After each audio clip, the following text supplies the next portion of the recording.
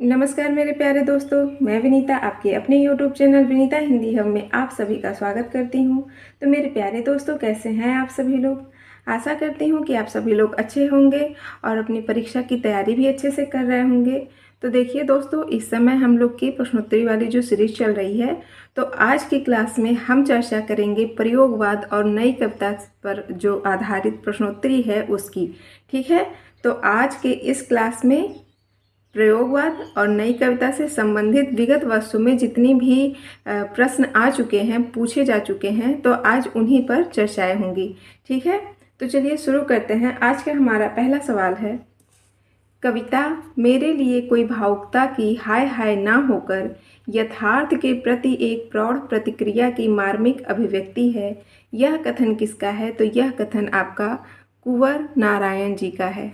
वो क्या कहते हैं कि जो कुंवर नारायण जी कविता लिखते हैं, तो वो कहते हैं कि जो कविता है वो मेरे लिए भावुकता की हाय हाय ना होकर के यथार्थ के प्रति एक प्रौढ़ प्रतिक्रिया की मार्मिक अभिव्यक्ति है। अगला है, प्रयोगवाद का प्रवर्तक माना जाता है, तो बहुत ही महत्वपूर्ण है। आप सभी लोग जानते हैं, अज्ञे जी को माना जाता है और इनका पूरा नाम है सच्चिदानंद हीरानंद वातस्यायन अज्ञे। ठीक है, अगला है, आत्मजयी रचना है तो कुंवर नारायण जी की। हरी घास पर क्षण भर, यह रचना किसकी है? तो यह अज्ञे जी की रचना है। चाँद का मुंह टेढ़ा है, काव्य संग्रह के रचनाकार हैं गजानन माधव मुक्तिबोध। देखिए, ये जो काव्य संग्रह है चाँद का मुंह टेढ़ा है, बहुत ही महत्वपूर्ण है, आप लोग अच्छे से याद कर लीजिएगा। यह किसकी रचना है? तो मुक्तिबोध जी का है। ठीक है, अगला आता है, संवेदनात्मक ज्ञान और ज्ञानात्मक संवेदन सूत्र के प्रयोक्ता कौन है? तो गजानन माधव मुक्तिबोध। क्या है? संवेदनात्मक ज्ञान और ज्ञानात्मक संवेदन। वह कवि जिसकी भावनात्मक और विचारात्मक ऊर्जा अनेकानेक कल्पना चित्रों और फैंटेसियों का आकार ग्रहण करती है, तो वो कौन है? मुक्तिबोध हैं। अगला सवाल है, अज्ञे की नदी के द्वीप द्वीप कविता में नदी और द्वीप क्रमशः प्रतीक हैं, तो किसका है? समाज एवं व्यक्ति की। जो इनका अज्ञे जी की रचना है नदी के द्वीप, तो इस कविता में नदी और द्वीप किसका प्रतीक बताया गया है? तो क्या है? समाज और व्यक्ति के बारे में। ठीक है, तो समाज और व्यक्ति प्रतीक है किसके? नदी और द्वीप के। फिर अगला है, कहाँ तो तय था चिरागा हर एक घर के लिए, कहाँ चिराग मयस्सर नहीं शहर के लिए। उपर्युक्त पंक्तियों के रचयिता हैं तो कौन है? दुष्यंत कुमार हैं। देखिए, ये जो पंक्तियां है वो व्यंग्यात्मक रूप में बोली गई है, दुष्यंत कुमार। तो ये पंक्तियों का अर्थ है कि जहाँ पर यह तय था कि तय किया गया था कि मतलब हर घर के लिए क्या होगा? चिराग होगा, लेकिन यहाँ तो शहर के लिए भी उपलब्ध नहीं है। यहाँ देखिए, जो व्यंग किया गया है वो नेताओं पे। नेता लोग क्या होते हैं? क्या सभी लोग जानते हैं कि जब चुनाव का समय आता है, नेता लोग घर घर आके वोट मांगते हैं और दुनिया भर का वादा करेंगे। ठीक है, तो वहीं पर उन लोगों पे व्यंग किया गया है। इनकी एक कविता है दुष्यंत कुमार की। ठीक है, अगला है, 7 गीत वर्ष काव्य संग्रह है तो धर्मवीर भारती का है। खुशबू के शिलालेख कविता है भवानी प्रसाद मिश्र का। अगला सवाल है, तार सप्तक का प्रकाशन काल है तो 1943 ईस्वी। बहुत ही महत्वपूर्ण है, आपके यूपी टीजीटी पीजीटी दोनों में पूछा जा चुका है। और देखिए, तार सप्तक पे एक मैंने लॉन्ग वीडियो बना रखी है, उसमें जो तार सप्तक का प्रकाशन वर्ष है, जो चारों तार सप्तक है, और उस तार सप्तक के अंतर्गत जितने कवि हैं उनको मैंने ट्रिक के माध्यम से मतलब याद कराने की कोशिश की है। तो आप लोग उस वीडियो पे जाके उसको अच्छे से तार सप्तक को पढ़ सकते हैं, देख सकते हैं, और इसका लिंक मैं इस वीडियो के डिस्क्रिप्शन में दे दूँगी। ठीक है, आप लोग बढ़िया से जाके उसको पढ़ लीजिएगा, और मुझे उम्मीद है कि एक बार पढ़ने के बाद आपको वो कभी भूलेगा नहीं अगर आप उस ट्रिक को याद कर लेते हैं। अगला सवाल है, सागर मुद्रा कृति है तो अज्ञे जी की है। वह कृति जिसकी रचना का आधार कठोपनिषद है तो आत्मजयी है। प्रपद्यवाद पर्याय है तो किसका है? नकेनवाद का। देखिए, जो प्रपद्यवाद है वो आपका प्रयोगवाद की एक शाखा है और इसका प्रवर्तन किया था नलिन विलोचन शर्मा जी ने 1956 ईस्वी में। महत्वपूर्ण है, याद रखिएगा, नकेनवाद आए या प्रपद्यवाद आए तो नलिन विलोचन शर्मा जी। ठीक है, महत्वपूर्ण है, याद रखिएगा। फिर अगला है, नकेनवाद से जुड़ा कवि है तो केसरी कुमार हैं। जिस तरह हम बोलते हैं उस तरह तू लिख, और उसके बाद भी हमसे बड़ा अत्यधिक उपयुक्त पंक्तियों के रचनाकार हैं तो भवानी प्रसाद मिश्र जी हैं। तो देखिए इस पंक्ति में एक प्रकार की चुनौती है। तो क्या कहते हैं कि शब्दों और कर्मों में समानता रखो, और अगर फिर भी तुम हमसे बेहतर साबित हो सको तभी अपने को क्या समझो, श्रेष्ठ समझो। ठीक है, तो देखिए यह पंक्ति उन लोगों के लिए कही गई है कि जो मतलब बातें तो बड़ी बड़ी करते हैं, लेकिन क्या होता है कि जब काम करने की बारी आती है ना तो वो पीछे हट जाते हैं। ठीक है, ऐसे समाज में बहुत लोग भरे पड़े हैं। ठीक, बातें ऐसे करेंगे, ऐसा लगेगा कि हाँ अब तो कुछ कर ही लेंगे ये, लेकिन जब काम करने की वाकई में बारी आती है तो वो पीछे हो जाते हैं अपने आप। फिर अगला आता है, प्रयोगवाद हिंदी में बैठे ठाले का धंधा बनकर आया था।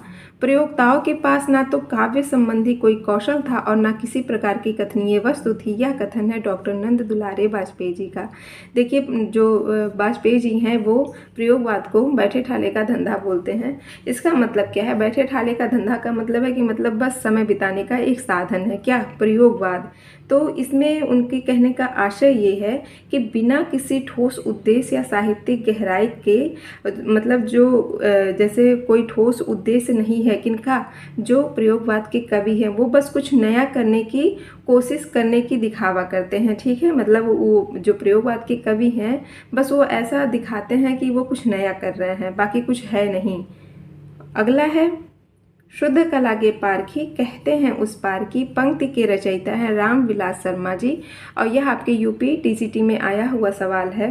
तो देखिए ये जो पंक्ति ली गई है वो रामविलास शर्मा की एक कविता है सत्यम शिवम सुंदरम करके है, तो उससे ये पंक्ति ली गई है। तो देखिए इस पंक्ति में ये क्या कहना चाहते हैं कि जो शुद्ध कला के सच्चे प्रेमी कला के माध्यम से एक अलग दुनिया, एक अलग स्तर की क्या रखते हैं समझ, मतलब एक अलग स्तर की समझ तक पहुँचते हैं जो कि सामान्य ज्ञान या समझ से परे होता है। मतलब जो सामान्य इंसान होते हैं और जो कला के वाकई में शुद्ध पारखी होते हैं उनमें बहुत अंतर होता है, और उस स्तर तक कौन पहुंच सकता है? केवल जो शुद्ध कला के पारखी होंगे। ठीक है, फिर अगला है, आसाध्य वीणा अज्ञेय के किस कविता संग्रह में है? तो आंगन के पार द्वार।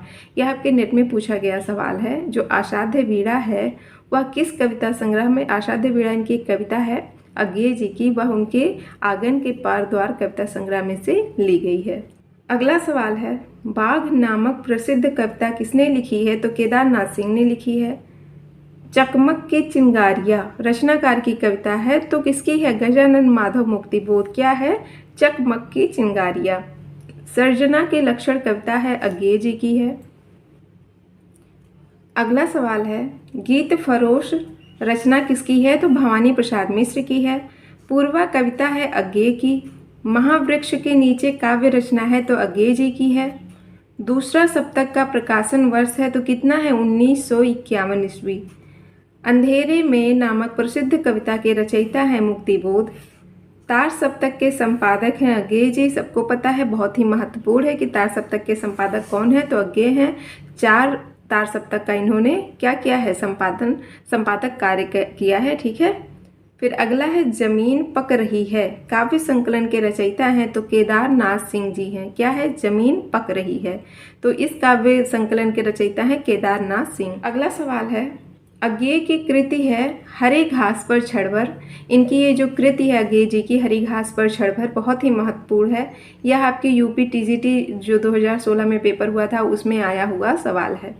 संशय की एक रात, यह किसका है? नरेश मेहता जी की है। यह भी आपके यूपी टीजीटी में पूछा गया सवाल है। बहुत ही महत्वपूर्ण इनकी रचना है संशय की एक रात। फिर अगला है, तीसरा सप्तक प्रकाशित हुआ तो कब प्रकाशित हुआ था? 1959 ईस्वी। प्रयोगवाद के प्रवर्तक के अनुसार प्रयोगवादी काव्य का सबसे मुख्य तत्व होना चाहिए नई नई राहों का अन्वेषण। हिंदी कविता में फैंटेसी का मुखर प्रयोक्ता है तो कौन है? मुक्तिबोध। हिंदी कविता में जो फैंटेसी का मतलब जो मुख्य प्रयोक्ता है तो कौन है? मुक्तिबोध जी हैं। दूसरा है, अगला सवाल है, दूसरा सप्तक में संकलित कवि हैं तो रघुवीर सहाय हैं। ठीक है, अगला सवाल है, वह कविता जिनमें शहरी जीवन पद्धति के दंभ पर कटाक्ष किया गया है तो कौन सा कविता है? हरी घास पर क्षणभर। हरी घास पर क्षणभर किसकी रचना है? तो अज्ञेय जी की है।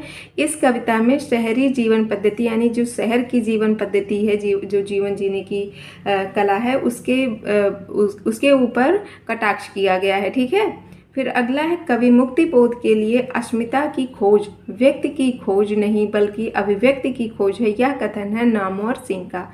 क्या कहते हैं कि कवि मुक्ति बोध के लिए जो अस्मिता की खोज है वो व्यक्ति की खोज ना होकर के अभिव्यक्ति की खोज है। तो यह कथन कहा है नामवर सिंह ने। किसके बारे में? मुक्ति बोध के बारे में। अगला है, अज्ञेय के संपादन में सप्तकों का प्रकाशन हुआ तो कितने सप्तकों का? चार। जो अज्ञेय जी ने 4 सप्तकों का संपादन किया। ठीक है। यह आपके यूपी पीजीटी में पूछा गया सवाल है और भी 2-3 एग्जामों में ये सवाल पूछा जा चुका है। फिर अगला है, जनवादी विचारधारा के लेखक हैं तो रामविलास शर्मा जी हैं। फैंटेसी शिल्प पर आधारित काव्य रचना है तो कौन सी है? अंधेरे में। देखिए, जो अंधेरे में रचना है वह गजानन माधव मुक्ति बोध की रचना है, मतलब यह इनकी एक कविता है। यह फैंटेसी शिल्प पर आधारित है। अगला सवाल है, वो कवि जिनको राहों के अन्वेषी कहा गया है तो तार सप्तक के कवियों को कहा गया है। देखिए, जो ये राहों के अन्वेषी तार सप्तक के कवियों को कहा गया है तो वो कहते कौन, कहा किसने है? तो अज्ञेय जी ने कहा है। यह भी बहुत महत्वपूर्ण सवाल एक है, तो आप लोग अच्छे से याद रखिएगा। यह बहुत बार परीक्षा में आ चुका है, आपके यूपी टीजीटी में भी पूछा जा चुका है। ठीक है, कि राहों के अन्वेषी किसे कहा जाता है? तो तार सप्तक के कवियों को कहा जाता है। और कहा किसने है? तो अज्ञेय जी ने कहा है। ठीक है। फिर अगला है, प्रयोगवाद का आरंभ माना जाता है तो सन 1943 ईस्वी से माना जाता है। और जो दूसरा सप्तक है उसको वो 1951 ईस्वी है। और जो तीसरा है वो कब का है? तो तीसरे सप्तक का प्रकाशन 1959 ईस्वी में हुआ था। और जो चौथा सप्तक है वो कब प्रकाशित हुआ था? तो 1979 ईस्वी में। ठीक है। तो चारों बहुत ही महत्वपूर्ण है, आप लोग इसे अच्छे से याद रखिएगा। फिर अगला सवाल है, प्रयोगवाद बैठे ठाले का धंधा है, यह कथन किसका है? तो नंद दुलारे वाजपेयी का है। प्रयोगवाद बैठे ठाले का धंधा है, पहले भी मैंने बताया। इसका अर्थ क्या होता है? इसका मतलब है कि जो प्रयोगवाद है वह बस समय बिताने का क्या है? साधन है। तो यह कथन है नंद दुलारे वाजपेयी जी का। अगला है, जापान देश की काव्य शैली है तो हाइकू है। देखिए, ये जो हाइकू है वो मतलब एक प्रकार की काव्य शैली है और ये जापान देश की काव्य शैली है। तो देखिए, जो हाइकू मतलब जो हाइकू है उसमें बस इतना जानिए कि ये जो मतलब 17 अक्षरों से बना हुआ एक अव्यक्त काव्य का रूप है। ठीक है। देखिए, इसमें 5, 7 और 5 शब्दांश होते हैं और यह 3 पंक्तियों में होता है। ठीक है। तो इसमें बस मतलब अगर आपसे क्वेश्चन बनेगा भी तो यही बनेगा कि जो जापान देश की काव्य शैली है उसका नाम क्या है? तो हाइकू है। ये जो मैंने बताया कि 5, 7 और 5 शब्दांश होते हैं, मतलब 3 पंक्तियाँ होती हैं। पहली पंक्ति में 5 शब्द, दूसरी में 7 और फिर तीसरी में 5, तो कुल मिलाकर के 17 अक्षरों का एक मतलब काव्य रूप है। ठीक है। तो इतना याद रखिए, महत्वपूर्ण है सवाल, मतलब आ भी सकते हैं। ठीक है। इससे तो अब अगला क्वेश्चन है कि रूप तरंग काव्य संग्रह है तो किसका है? रामविलास शर्मा जी का। रूप तरंग किसका काव्य संग्रह है? तो रामविलास शर्मा जी का है। अगला सवाल है, नई कविता के तीसरा सप्तक के कवि हैं तो केदारनाथ सिंह जी है। यह आपके यूपी पीजीटी में पूछा गया सवाल है। प्रयोगवाद की विशेषता थी तो क्या थी? शिल्पगत चमत्कार। हिंदी कविता में प्रयोगवाद का प्रवर्तन काव्य संकलन से माना जाता है तो किस काव्य संकलन से माना जाता है? तो तार सप्तक। कुंवर नारायण जी की लिखी रचना है मेरे साक्षात्कार। आत्मजयी की कथा वस्तु आधारित है तो किस पर आधारित है? कठोपनिषद पर। यह आपके नेट में पूछा गया सवाल है। ठीक है। फिर अगला सवाल है कि शमशेर बहादुर सिंह द्वारा लिखी 2 आब किस विधा की रचना है? तो काव्य है। याद रखिएगा, 2 आब शमशेर बहादुर सिंह की काव्य रचना है। ठीक है। फिर अगला आता है, मछली घर नामक काव्य संग्रह के संपादक है तो विजय देव नारायण शाही हैं। असाध्य वीणा कविता से संबंधित पात्र हैं तो कौन है? प्रेमवद हैं। देखिए जो मतलब प्रियंवद है, इनका पूरा नाम है प्रियंवद केश कंबली। ठीक है, तो ये किस कविता की पात्र हैं? असाध्य बीड़ा की। ठीक है, अगला सवाल है, प्रयोग अपने आप में इष्ट नहीं है वरन वह साधन है, यह कथन संबंधित है। तो किससे संबंधित है? संबंधित है प्रयोगवाद से। प्रयोग अपने आप में इष्ट नहीं है वरन वह क्या है? साधन है। यह कथन है प्रयोगवाद से संबंधित है। अगला है, प्रयोगवाद का जन्म छायावाद और मतलब और की रूढ़ियों की प्रतिक्रिया में हुआ, यानी कि जो प्रयोगवाद का जन्म हुआ वह छायावाद और प्रगतिवाद की रूढ़ियों की प्रतिक्रिया में हुआ। ठीक है, अगला सवाल है, भवानी प्रसाद मिश्र की कविताएं हैं तो दूसरा सप्तक में है। जो भवानी प्रसाद मिश्र हैं वो दूसरे सप्तक से संबंधित कवि हैं। अगला सवाल है, धर्मवीर भारती की काव्यकृति कनुप्रिया में वर्णन है तो किसका वर्णन है? राधा के नवीन रूप का वर्णन किया गया है। किसमें? धर्मवीर भारती की काव्यकृति कनुप्रिया में। फिर अगला है, हमें प्रयोगवादी कहना उतना ही सार्थक या निरर्थक है जितना हमें कवितावादी कहना। उक्त कथन किसका है? तो अज्ञेय जी का है। यह आपके नेट में पूछा गया सवाल है। कुंवर नारायण का काव्य संग्रह है तो हाशिए का गवाह है। सन 1951 में प्रकाशित दूसरा सप्तक में शामिल कवित्री थी तो कौन थी? शकुंतला माथुर थी। बहुत जगह इनका नाम शकुंत भी रहता है। ठीक है, अगला है, घोर अहमनिष्ठ व्यक्तिवाद काव्य धारा की प्रवृत्ति है तो किस काव्य धारा की है? प्रयोगवाद की है। क्या है? घोर अहमनिष्ठ व्यक्तिवाद। अगला सवाल है, रूपाम्बरा रचना है तो अज्ञेय जी की है। यह आपके यूपी पीजीटी में पूछा गया सवाल है। नरेश मेहता को ज्ञानपीठ पुरस्कार प्राप्त हुआ था तो कब हुआ था? संपूर्ण रचना कर्म के लिए। मतलब जो नरेश मेहता जी हैं उनको ज्ञानपीठ पुरस्कार उनके संपूर्ण रचनाओं के लिए मिला था। और कब मिला था? 1992 ईस्वी में मिला था, याद रखिएगा। फिर अगला सवाल है, वह लंबी कविता जिसके रचयिता मुक्तिबोध है तो कौन है? क्या रचना है? अंधेरे में। ये जो मुक्तिबोध की रचना है अंधेरे में, मतलब उनकी कविता है तो वो कैसी रचना है? लंबी कविता है। ठीक है, अगला है, टॉलस्टॉय और साइकिल काव्य कृति है तो केदारनाथ सिंह की है। ये देखिए, ये जो चारों पांचों सवाल सब है वो सब आपके यूपी पीजीटी में आए हुए सवाल हैं। ठीक है, आत्मजयी के लेखक हैं तो कुंवर नारायण हैं। प्रयोगवाद की जन्मदात्री पत्रिका है तो तार सप्तक है। यह भी आपके यूपी पीजीटी में पूछा गया सवाल है। सर्वेश्वर दयाल सक्सेना की रचना है काठ की घंटिया। साखी संकलन है तो किसका है? विजय देव नारायण शाही का। यह आपके नेट में पूछा गया सवाल है कि जो साखी है उसका संकलनकर्ता कौन है? तो विजय देव नारायण शाही हैं। अगला सवाल है, तोड़ने ही होंगे मठ और गढ़ सब पंक्ति है तो किसकी है? मुक्तिबोध की। यह भी आपके नेट में पूछा गया सवाल है। उसमें क्या कहते हैं कि तोड़ने ही होंगे मठ और गढ़ सब। यहाँ देखिए जो पंक्ति दी गई है उसका आशय क्या है कि जो सभी रूढ़ियाँ, जो पुरानी मान्यताएं हैं और कमजोरियां हैं तो उन सबको क्या करना होगा? उन सबको नष्ट करना होगा ताकि समाज में बदलाव लाया जा सके। ठीक है, इसीलिए इसमें कहते हैं कि तोड़ने ही होंगे मठ और गढ़ सब, यानी कि जो पुरानी मान्यता है, पुराने रीति रिवाज हैं, जो मतलब सब कमजोरियां हैं समाज की, समाज को तोड़ने की, तो उन सबको बदलना होगा, नष्ट करना होगा, तभी समाज में बदलाव आ सकेगा। फिर अगला है, कुंवर नारायण की रचना है तो वाजश्रवा के बहाने। ठंडा लोहा कविता संग्रह के रचनाकार हैं तो धर्मवीर भारती है। बहुत ही महत्वपूर्ण है धर्मवीर भारती की ये जो कविता संग्रह है ठंडा लोहा, बहुत ही महत्वपूर्ण है, तो आप लोग इसे अच्छे से याद रखिएगा। अज्ञेय जी का पूरा नाम क्या है? तो आप सभी को पता है, यह आपके यूपी टीजीटी में आ चुका है ये सवाल। अज्ञेय जी का पूरा नाम है सच्चिदानंद हीरानंद वात्स्यायन अज्ञेय। ठीक है, अगला सवाल है, अब देखिए अगला सवाल मैं शुरू करूं उसके पहले आप लोग से रिक्वेस्ट कर रही हूं कि प्लीज़ इस वीडियो को ज़्यादा से ज़्यादा लोगों के पास शेयर करें, और जो लोग मेरे चैनल पे नए आए हैं वो लोग मेरे चैनल को सब्सक्राइब कर ले। इतना मेहनत मैं करती हूँ आप लोग के लिए, इतना तो आप लोग का हक बनता है, मेरा हक बनता है कि आप लोग मेरे लिए इतना करें। तो प्लीज़ ज़्यादा से ज़्यादा लोगों को मेरा वीडियो शेयर करें। ठीक है, और जो मतलब जैसा मैं पढ़ा रही हूँ, कैसा पढ़ा रही हूँ, आपको कैसा लग रहा है तो उसको कमेंट बॉक्स में ज़रूर बताएँ। तो चलिए सवाल देखते हैं। कुआनो नदी कविता संग्रह के कवि हैं तो कौन है? सर्वेश्वर दयाल सक्सेना।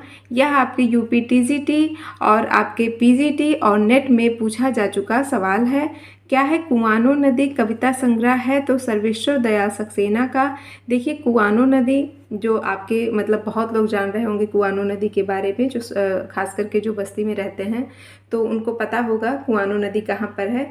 तो देखिए जो कुआनो नदी है वो आपके उत्तर प्रदेश में बहने वाली एक मतलब बहुत बड़ी नदी नहीं है, एक छोटी नदी है, आपके उत्तर प्रदेश में ही बहती है।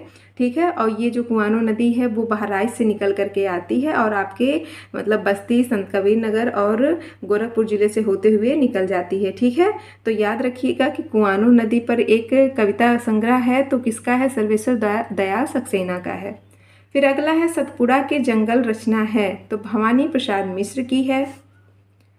अगला सवाल है आत्महत्या के विरुद्ध कविता संकलन के कवि हैं रघुवीर सहाय। आपके यूपी टीजीटी में पूछा गया सवाल है आत्महत्या के विरुद्ध किसका कविता संकलन है तो रघुवीर सहाय का है। आगे है भूल गलती कविता के कवि हैं तो मुक्तिबोध हैं। कनुप्रिया के लेखक है धर्मवीर भारती, बहुत ही महत्वपूर्ण है, कनुप्रिया धर्मवीर भारती की रचना है। आगे है स्वाधीन भारत का इस्पाती दस्तावेज, मुक्तिबोध की कविताएं। आपके यूपी टीजीटी में आ चुका है ये। देखिए जो मुक्तिबोध की कविताएं हैं, जो मुक्तिबोध ने जितनी भी कविताएं लिखी हैं उनको स्वाधीन भारत का इस्पाती दस्तावेज बोला गया है। ठीक है, बहुत ही अच्छे से इसको पढ़िएगा कि मतलब सवाल क्या बना है कि स्वाधीन भारत का इस्पाती दस्तावेज किसे कहा गया है तो मुक्तिबोध की कविताओं को कहा गया है। और सबसे इम्पॉर्टेंट बात कि मुक्तिबोध की कविताओं को इस्पाती दस्तावेज कहा किसने है तो शमशेर बहादुर सिंह ने कहा है। आप लोग अच्छे से इसको 2-3 बार पढ़ लीजिएगा, याद रखिएगा कि मुक्तिबोध की कविताओं को इस्पाती दस्तावेज कहने वाले शमशेर बहादुर सिंह हैं। ठीक है, अगला सवाल है पृथ्वी कल्प रचना है तो गिरिजा कुमार माथुर की है। आपके टीजीटी में पूछा गया सवाल है। अमन के राग के लेखक हैं शमशेर बहादुर सिंह। प्रगतिवादी कवियों में अपनी विचारधारा से कट्टरता पूर्वक जुड़े रहने वाले कवि हैं तो कौन है? गजानन माधव, मुक्तिबोध। क्या है कि प्रगतिवादी कवियों में अपनी विचारधारा से कट्टरता पूर्वक जुड़े रहने वाले कवि मुक्तिबोध जी हैं। 7 गीत वर्ष कृति है धर्मवीर भारती की है, महत्वपूर्ण है। 7 गीत वर्ष किसकी रचना है तो धर्मवीर भारती की रचना है। धर्मवीर भारती की रचना है कौन सी है? ठेले पर हिमालय। यह भी बहुत ही महत्वपूर्ण है, आपका जो इनकी रचना है ठेले पर हिमालय वह भी धर्मवीर भारती की रचना है। आगे है आंगन के पार द्वार के रचनाकार हैं तो अज्ञेय जी हैं। तीसरा सप्तक के कवि हैं तो कुंवर नारायण हैं। वह रचना जिसमें पौराणिक चरित्र नचिकेता के माध्यम से कवि अपना मत व्यक्त करता है तो कौन सी रचना है? आत्मजयी है। ठीक है, वह रचना जिसमें पौराणिक चरित्र नचिकेता के माध्यम से कवि अपना मत व्यक्त करता है तो आत्मजयी है। वह साहित्यकार जिसका संबंध मध्य प्रदेश से है तो कौन है? भवानी प्रसाद मिश्र, इनका संबंध मध्य प्रदेश से है। अगला सवाल है जी हाँ हुजूर मैं गीत बेचता हूँ। यह पंक्तियाँ है भवानी प्रसाद मिश्र की, महत्वपूर्ण है, कई बार एग्जाम में आ चुका है। क्या कहते हैं कि जी हाँ हुजूर मैं गीत बेचता हूँ। तो देखिए ये जो पंक्तियाँ हैं वो भवानी प्रसाद मिश्र की एक कविता है गीत फरोश, उससे ली गई हैं। तो इस कविताओं में देखिए ये जो कवि कहते हैं कि अपनी कविताओं को बेचकर अपनी क्या कर रहे हैं? आजीविका चला रहे हैं। तो उसी में भवानी प्रसाद मिश्र जी अपनी कविता में ये इस बात को कहते हैं कि जी हाँ हुजूर मैं गीत बेचता हूँ, यानी कि मैं अपने गीत जो मैं रचनाएं लिखता हूँ मैं उसको बेचता हूँ जिससे मेरी आजीविका चल सके। ठीक है, फिर अगला है वह रचनाकार जिसने नई कविता का नाम का प्रसार किया तो अज्ञेय जी हैं। एक दिन बोलेंगे पेड़ काव्य संग्रह के रचनाकार हैं तो राजेश जोशी हैं। देखिए बहुत ही महत्वपूर्ण है, एक दिन बोलेंगे पेड़ राजेश जोशी की काव्य संग्रह है, उनके द्वारा लिखा हुआ है। और देखिए ये जो रचना है वह आपकी यूपी पीजीटी और टीजीटी दोनों में आ चुका है। ठीक है, अगला सवाल है नवगीत विधा से संबंधित काव्य कृति दर्द जहां नीला है के रचनाकार हैं तो शंभुनाथ सिंह हैं। क्या है? दर्द जहां नीला है, शंभुनाथ सिंह। फिर अगला है समकालीन कविता आंदोलन का सूत्रपात किया, तो किसने किया था? विश्वंभर नाथ उपाध्याय ने। ठीक है, नई कविता का प्रचार किसने किया? अज्ञेय ने। और समकालीन कविता आंदोलन का सूत्रपात किसने किया? तो विश्वंभर नाथ उपाध्याय ने किया है। नई कविता के प्रमुख कवि हैं तो अज्ञेय जी हैं। किले में औरत कवि की कविता है, तो किसकी है? रघुवीर सहाय की। किले में औरत रघुवीर सहाय की एक कविता है।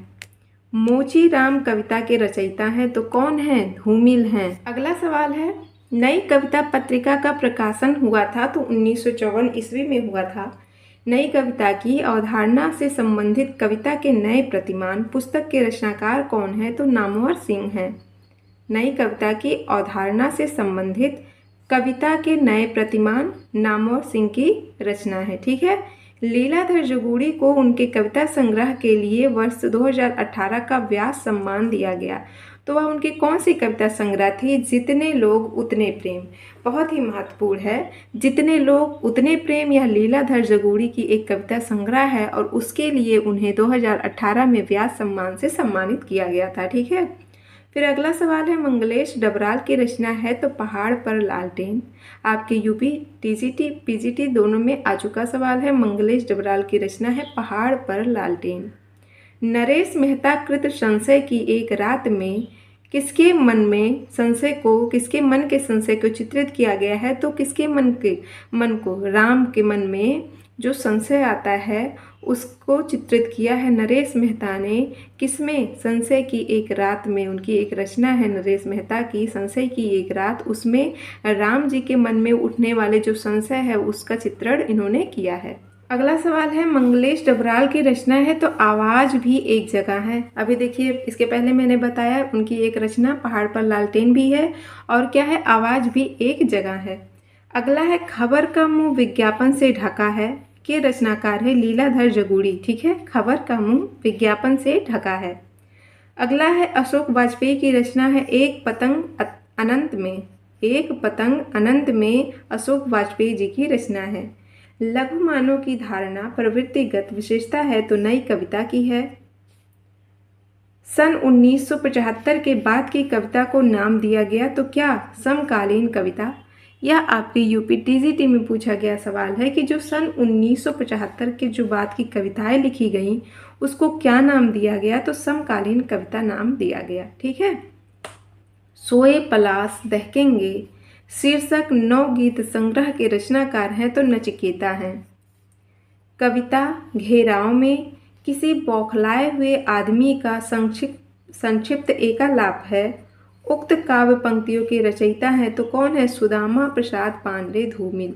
देखिए, जो धूमिल हम लोग सभी लोग जानते हैं धूमिल को, तो धूमिल का पूरा नाम है सुदामा प्रसाद पांडे। ठीक है, तो सुदामा प्रसाद पांडे धूमिल की ये काव्य पंक्तियां है कि कविता घेराव में किसी बौखलाए हुए आदमी का संक्षिप्त एकालाप है। ये जो पंक्तियां है वो उनकी एक कविता है, उस कविता का नाम ही है कविता। ठीक है, तो उससे ये पंक्तियां ली गई है।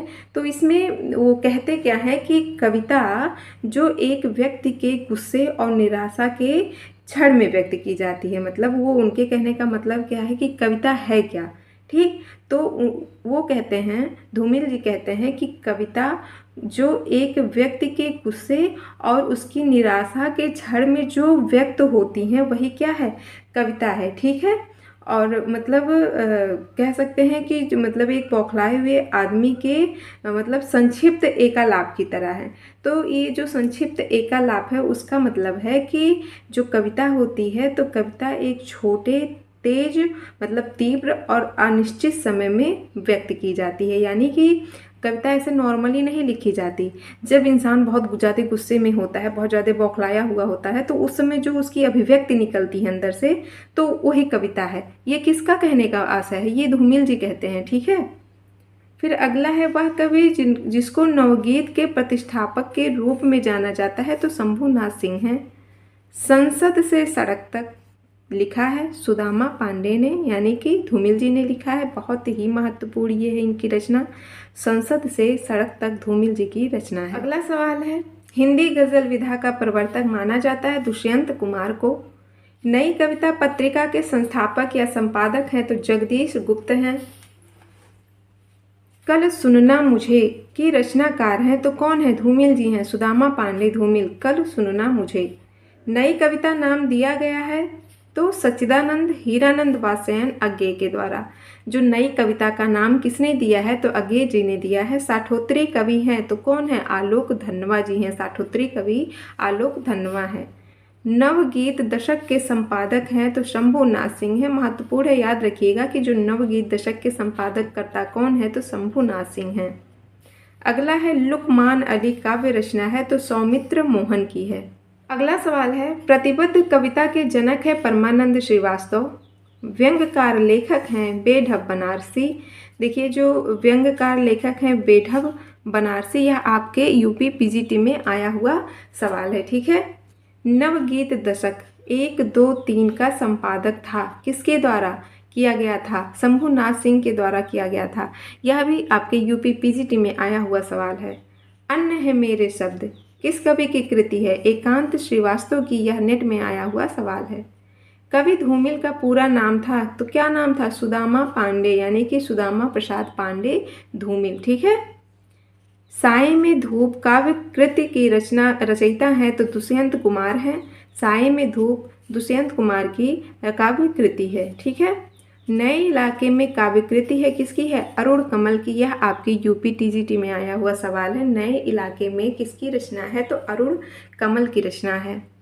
मगध कविता संग्रह के रचयिता है श्रीकांत वर्मा। धर्मवीर भारती की रचना है ठंडा लोहा। यह आपकी यूपी टीजीटी में आया हुआ सवाल है। देखिए ये जो रचनाएं सब दी हुई हैं बहुत ही महत्वपूर्ण है। इसको आप लोग अच्छे से पढ़िएगा, अच्छे से याद रखिएगा, क्योंकि मतलब छोटी छोटी रचनाएं हैं लेकिन बहुत ही ज़्यादा कंफ्यूज करती हैं। तो आप लोग बढ़िया से पढ़िएगा। धर्मवीर भारती की ठंडा लोहा है। ठीक है। ठंडा लोहा धर्मवीर भारती की रचना है। अगला सवाल है बलदेव खट्टिक कविता है तो लीलाधर जगूड़ी की है। अपनी केवल धार काव्य संकलन के रचनाकार है तो अरुण कमल है। नवगीत के प्रसिद्ध उन्नायक कवि हैं तो कौन है? वीरेंद्र मिश्र है। नवगीत के प्रसिद्ध उन्नायक कवि वीरेंद्र मिश्र जी हैं। हिंदी में आ कविता का प्रवर्तक माना जाता है तो किसको माना जाता है? जगदीश चतुर्वेदी को। हिंदी में जो आ कविता का प्रवर्तक किया है वो कौन है? जगदीश चतुर्वेदी जी हैं। भय भी शक्ति देता है काव्य संग्रह है लीलाधर जगूड़ी का। सदियों का संताप रचना है ओम प्रकाश वाल्मीकि की। और आज की क्लास का हमारा लास्ट सवाल है नाटक जारी है काव्य संग्रह के रचयिता हैं तो लीलाधर जगूड़ी हैं। ठीक है।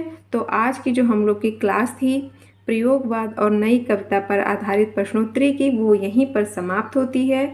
और आप लोगों को ये क्लास कैसी लगी तो कमेंट बॉक्स में मुझे ज़रूर बताइएगा। और इन सब के प्रति अगर आपका कोई सुझाव है तो वो भी मुझे आप लोग बताइएगा। ठीक है। और मैं आपको बार बार कहती हूँ कि अगर आपको मेरी क्लास अच्छी लगे तो आप लोग अपने दोस्तों को भी ये शेयर करें ताकि वो लोग भी पढ़ाई कर सकें अच्छे से। ठीक है। क्योंकि ये जो प्रश्नोत्तरी इस समय चल रही है वो सबकी आवश्यकता है। ठीक। क्योंकि एग्ज़ाम आने वाला है, हर कोई चाहता है ज़्यादा से ज़्यादा प्रश्नोत्तरी करना। तो आप लोगों को शेयर करिए इसको। और जो लोग मेरे चैनल पे नए आए हैं, पहली बार मेरा वीडियो देख रहे हैं, अगर वो पसंद आए तो आप लोग सब्सक्राइब करें, लाइक करें। अब कल की क्लास में हम लोग चर्चा करेंगे हिंदी गद्य साहित्य के विकास पर आधारित जो प्रश्नोत्तरी है। अब हम लोग की सीरीज शुरू होगी हिंदी गद्य साहित्य का विकास के अंतर्गत जो जैसे आपके नाटक हो गए, एकांकी हो गए, उपन्यास, कहानी, ये सब है तो उनसे संबंधित जितनी प्रश्नोत्तरी होगी उन पर चर्चाएँ होंगी। ठीक है। तो मिलते हैं अब अगली वीडियो के साथ। तब तक के लिए मुझे आज्ञा दीजिए। धन्यवाद।